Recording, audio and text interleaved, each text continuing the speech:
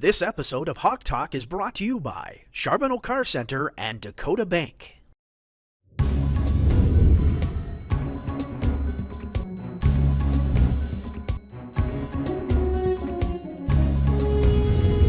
Hello everyone, and welcome back to this week's edition of Hawk Talk. My name is Hillary Moberg. We are missing Coulter Hickok this week. He's on his way home for the birth of his nephew, and I know he's so excited to be a first-time uncle, so congratulations to him and his family on the new arrival. I do have two special guests here this week. Would you both introduce yourselves, who you are, where you're from, what do you do? Eric Nelson. I'm from Laurel, Nebraska, and I am the head women's basketball coach here at DSU.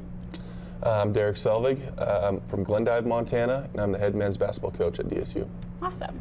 So for both of you, what was your journey like to becoming a coach? Did you always know you wanted to be one? Did you know you wanted to work at the collegiate level versus maybe high school? What was that like? Yeah, I think for me it really kind of has been. I'm the oldest in my family, so I have some younger siblings, and so I was able to coach them when they were in like 4th and 5th grade basketball and things like that. And when I was in high school, my job during the summer was the summer rec, so I did the t-ball, little league, things like that. So I've always kind of known I wanted to be a coach, but you just never really know where it's going to take you.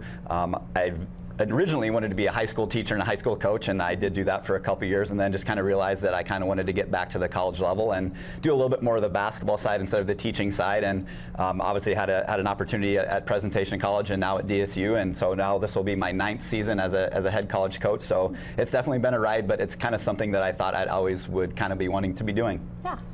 Yeah, and I kind of, my parents were coaches, and I had a lot of aunts and uncles that were coaches, so just been around basketball my whole life, and once I got done playing, I just kind of knew I wanted to stick around with the game, and it's been a fun journey. I was assistant at Montana Tech before here, and was lucky enough to get the job here, and it's been a great experience so far. Mm-hmm. And you said you've been a coach for 9 years. How long have you been a coach for? About 6 years. 6 years. Very cool. So for both of you, how does it feel to be kicking off the season with a home game this year? It's awesome. I think last year with COVID, it was just such a mess. We practiced for 7 weeks without playing a game, and we didn't play our first home game till January 15th last year, which is insane to think about. I think we had 13 or 14 games before we got one at home. So finally to kind of kick a season off, hopefully we'll have a good crowd. Feels good, and it feels good to finally be playing in Scott Gym at home. Mm-hmm. Yeah, same for us. We're really excited for it. Jamestown's, I think, picked second in their conference. They're really good. They were in the Elite Eight last year in the NAI National Tournament. So starting off the year with a really good team, and we're just looking to compete. So yeah, it'll be very exciting to see how it goes. We're very excited. So what are some team goals that each of you have set with your teams for this season? You know, it's funny that you asked that, because we were just going to kind of talk about that today. We don't really talk about goals as far as like putting a number on how many games we want to win.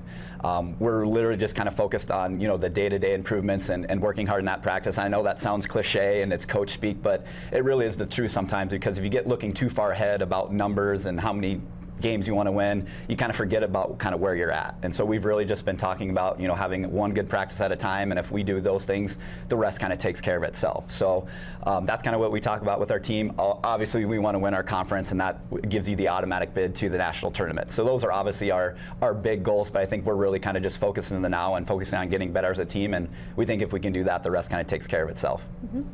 Yeah, we scheduled a really tough preseason on the men's side, and we got a lot of tough games, and our goal is pretty much, day to day, just like the women. It's one game at a time.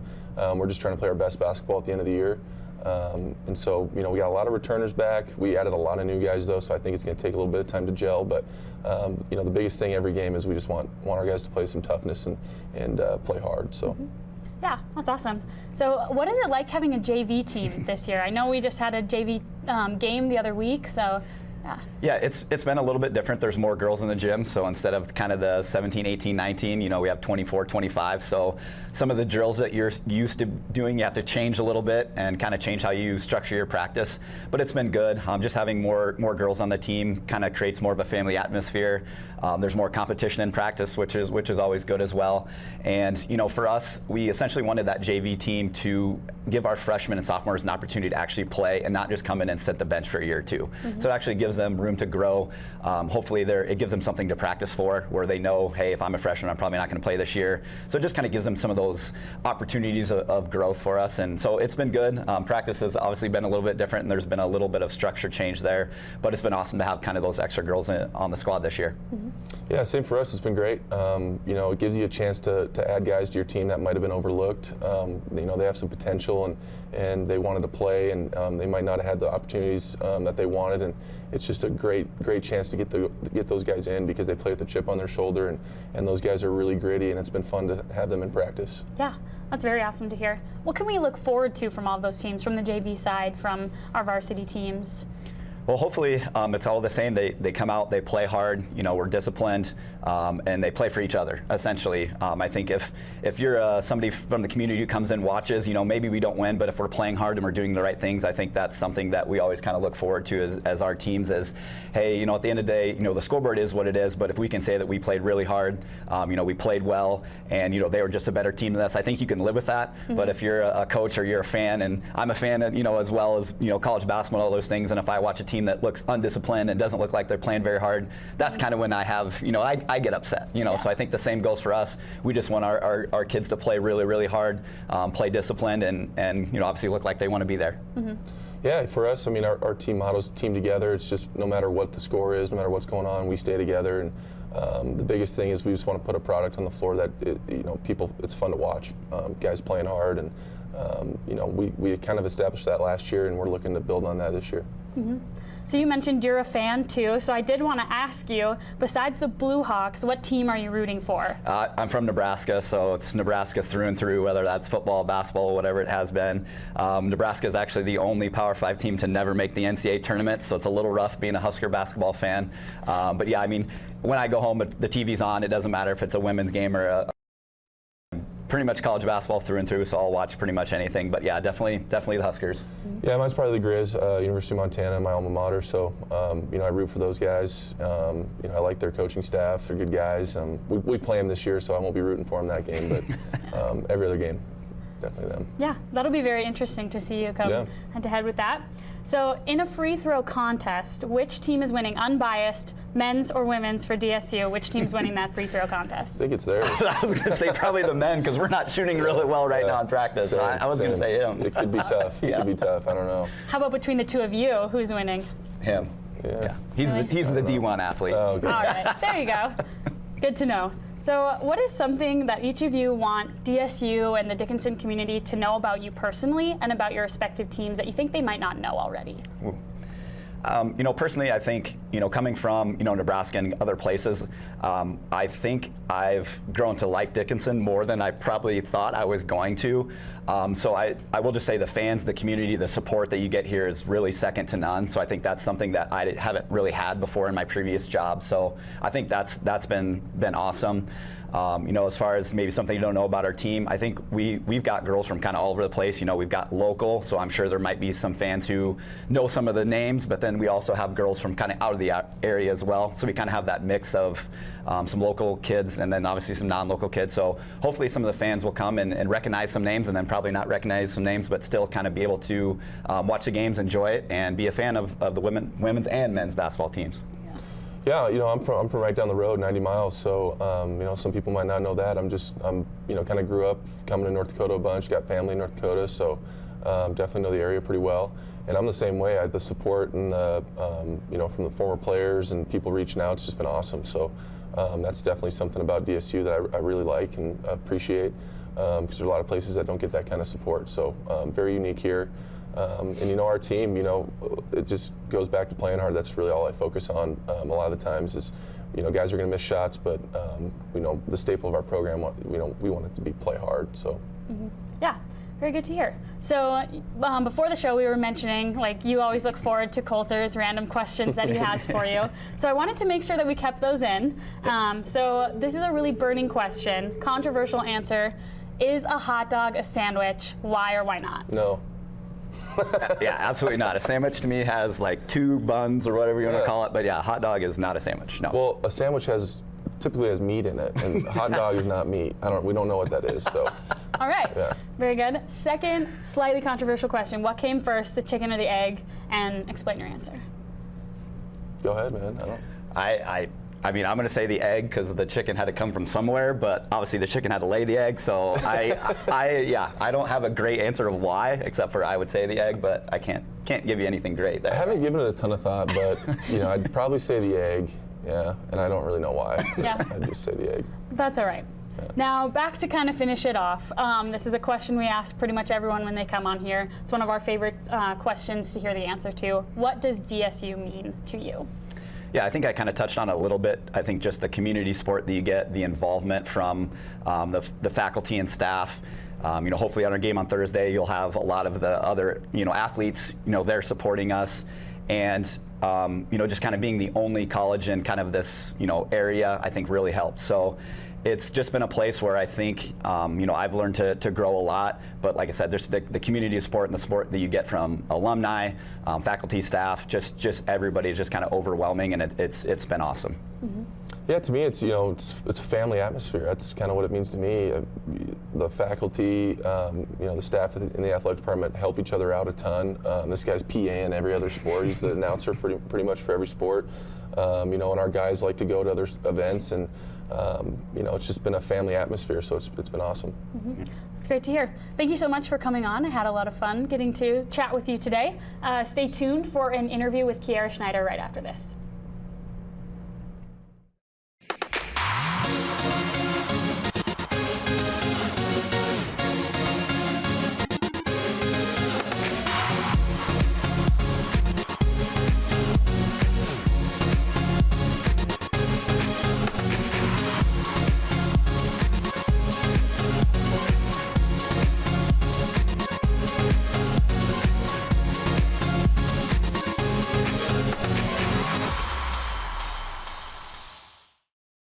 Thanks, Hillary. I'm joined here with a frequent flyer on the show. We've got Coach Cebe Schneider. So, Coach, how long have you been in cheerleading now? Well, I mean, I was in cheerleading in high school, but I've been coaching cheer for a little over a decade. That's crazy to think about. I mean, have you been, and I guess you are a DSU grad. We have talked about this previously on the show, so we're still happy to have you here at DSU. So, this is your second year of the competitive program. What are your goals for the season? Well, my goals for this season are to do better than we did last season. We ended up 15th in the nation at the end of the year.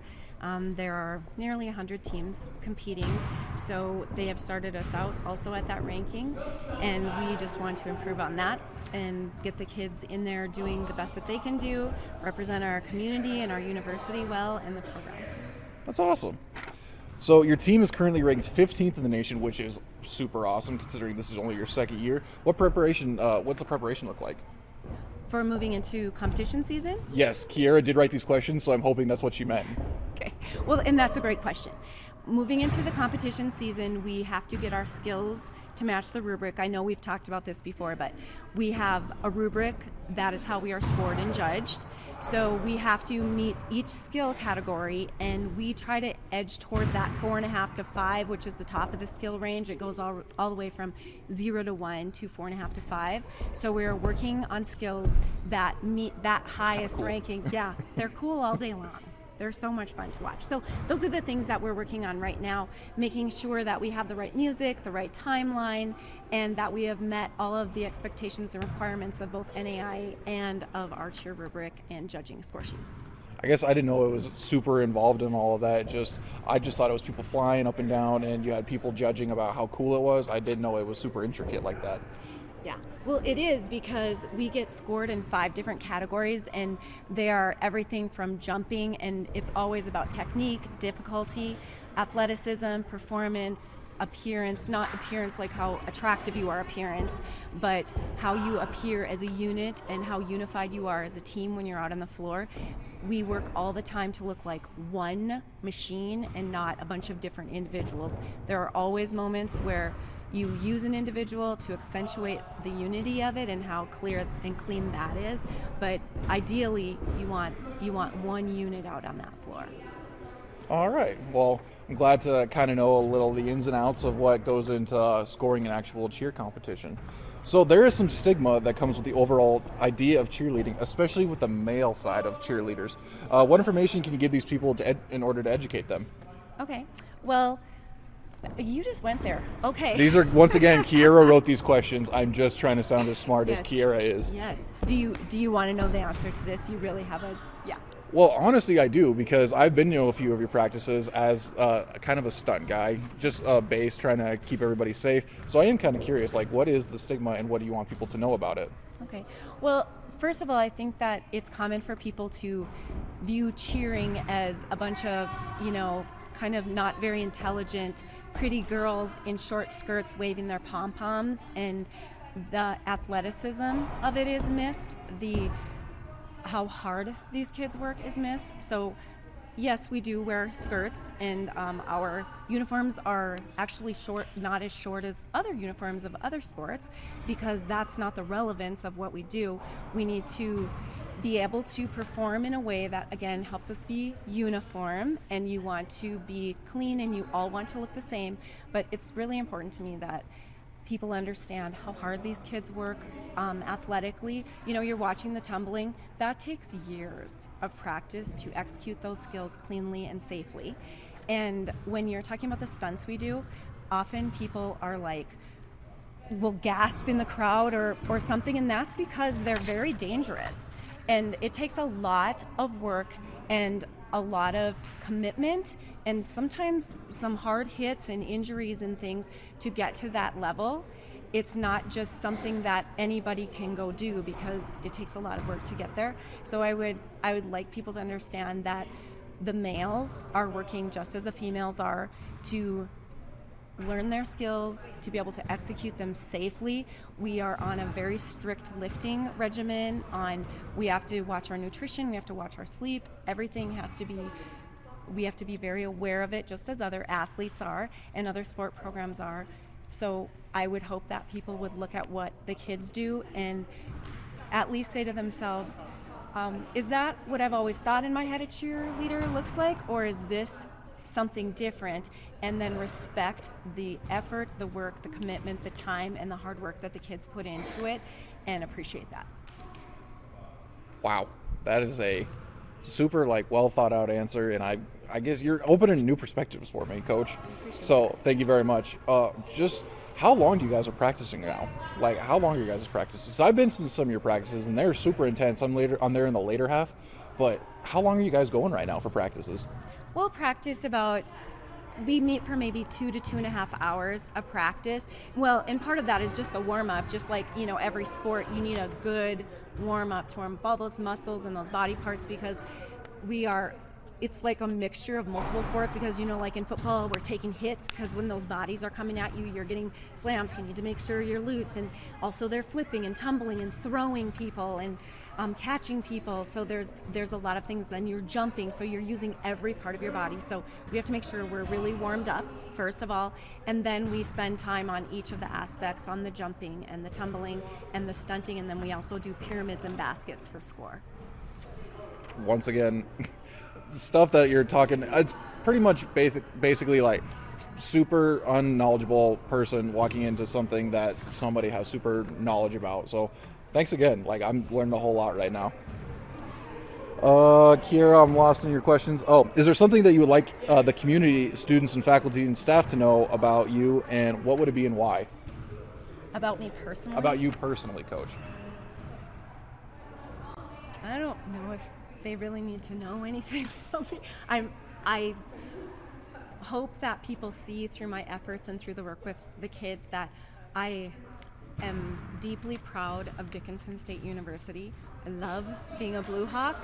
I love representing the blue and gray.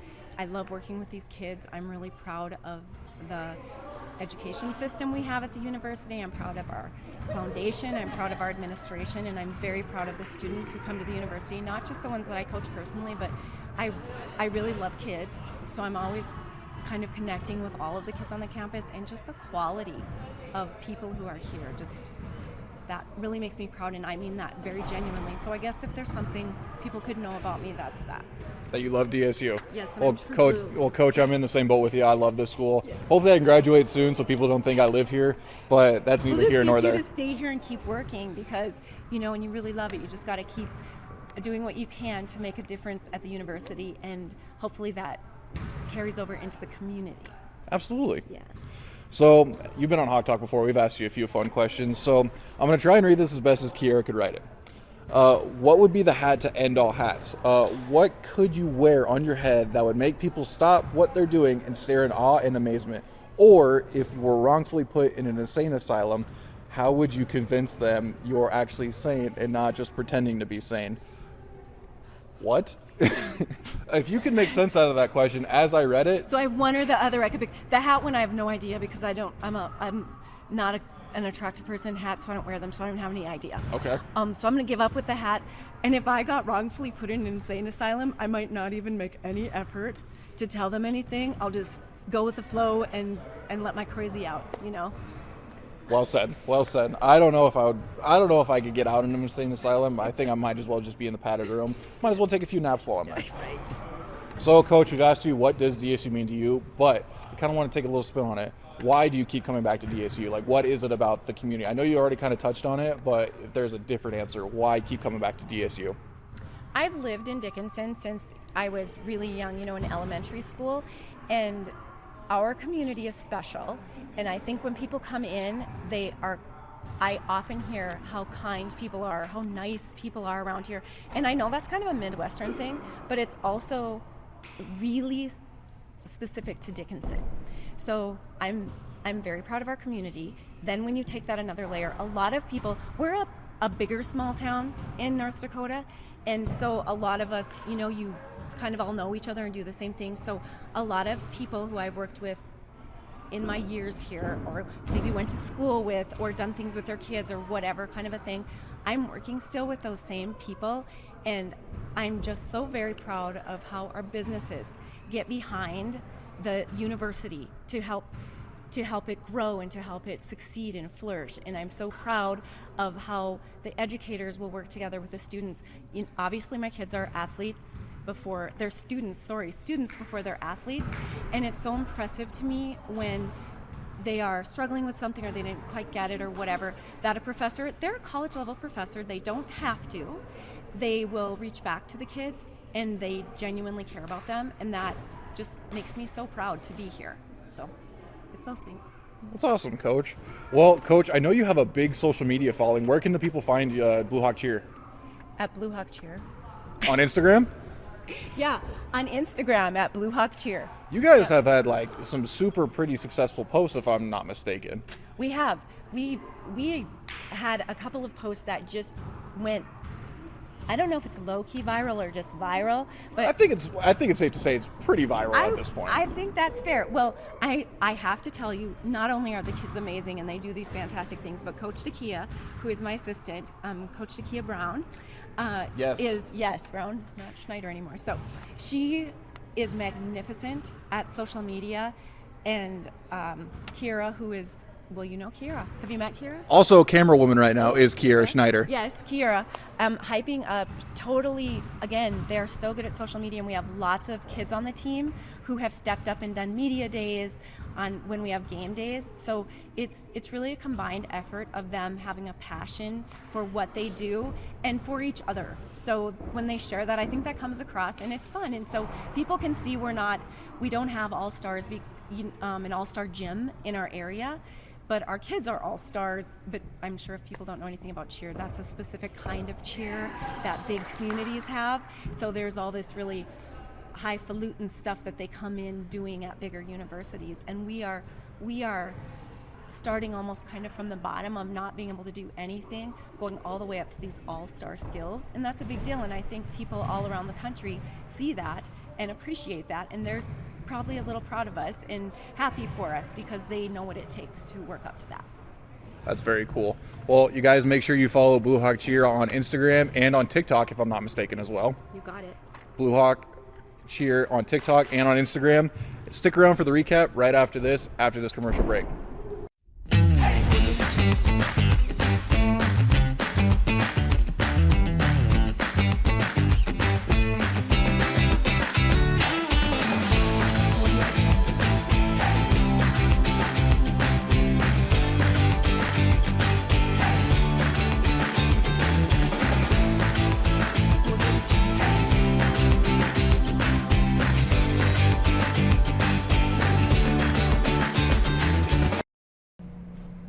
Welcome back. I'm joined with Kiara Schneider today to do our recap. Kick it off, Kiara. So first we've got cross country. First things first, both our men's and women's teams in cross country right now, they're ranked #1 in conference. So that's super great. Congratulations to them. Also, they had a bye week this week, but they're going to be competing in Yankton, South Dakota for their next competition. It's going to be Sunday the 23rd, so make sure you stay tuned for that. Also, their championship will take place Friday, November 5th in Bellevue, Nebraska. So make sure you stay tuned, get the links to those. Let's support these teams, and congrats to the first place standings. Yeah. Good luck to them as they start competing again after this week off. With volleyball, they just played at Valley City. They did lose 3-1. Their JV team played in Devil's Lake. They lost the first set on day 1, 3-2, and 3-0 day 2. They'll face the other DSU, Dacotah State University. Can't say the other thing anymore, I guess. But they'll face them this Friday, the 22nd, at 5 p.m. here at home in Dickinson. Awesome. So next thing we've got football. Football faced a new team in the conference, Iowa Wesleyan this last weekend, and their final score was 55-6. I guess you could say Dickinson State gave them that nice warm Blue Hawk welcome. And they're going to be facing Valley City this upcoming weekend away for what could be the game of the season. Yeah. So Coulter always says he thinks that's going to be like the conference championship predictor. So it'll be a good game to watch, and we'll get to be there, which is really exciting. For competitive cheerleading, their season is kicking off this Sunday, the 24th. They are currently ranked 15th in the nation, which is so exciting. And they will have their first official competition at Doane University in Nebraska on January 28th in 2022. So something to look forward to in the new year. We've got some really exciting stuff coming up with women's basketball. Their JV played this weekend, and they went 3-0, which is super great. Great way to start the season kickoff. Varsity has a season opener actually tonight at 5:30 p.m. It's going to be against the Jamestown Jimmies, and then they are against Minot State home again on Saturday. And then for men's basketball, they're having that season opener as well right after the women's game tonight against the Jamestown Jimmies, which is going to be a very exciting game to watch. We're excited to kick that season off. Yep. Fine and Performing Arts Theater, we've got your good man, Charlie Brown. That's going to be playing October 28th through the 31st, so make sure you get the info on that and go support that theater program. Yes. And then for rodeo, the men and women's teams are currently standing in second place in the GPAC, which is the Great Plains Athletic Conference. The men's team is standing at number 4 in the nation, while women are at number 8 in the nation, both incredible rankings. Freshman Kelly Bang, first year at DSU, she ranked number 1 in women's all-around in the conference, number 4 in the nation, and number 1 in conference in breakaway roping. On the men's side, we have Tanner Jarrett, who's ranked number 1 in men's bareback riding. And then we have Sterling Lee, who's ranked number 2 in the conference and number 3 in the nation for steer wrestling. So congratulations to all of them. It's great to see such young names doing so well so soon. And it's just very exciting to see from that perspective the Blue Hawk success. So congratulations to everyone. And yeah, overall, it just looks like the Blue Hawks are really tearing it up. Keep it up, Blue Hawks. We're super proud to be a part of the school and keep representing us well. And good luck this upcoming week. Yeah. As always, follow us on our various social media accounts. I don't have them memorized like Coulter does, but I do know that we have an Instagram account and a Twitter account. We've got DSU Heritage Fund, I believe, and maybe DSU Heritage Foundation. So if you do a little Googling or go back and watch another one of our episodes for that information, be sure to follow us. We want to thank you all at home for watching another week of Hawk Talk. We're so grateful to be able to do this for all of you, and we really appreciate all the support. With that, Hawks are up!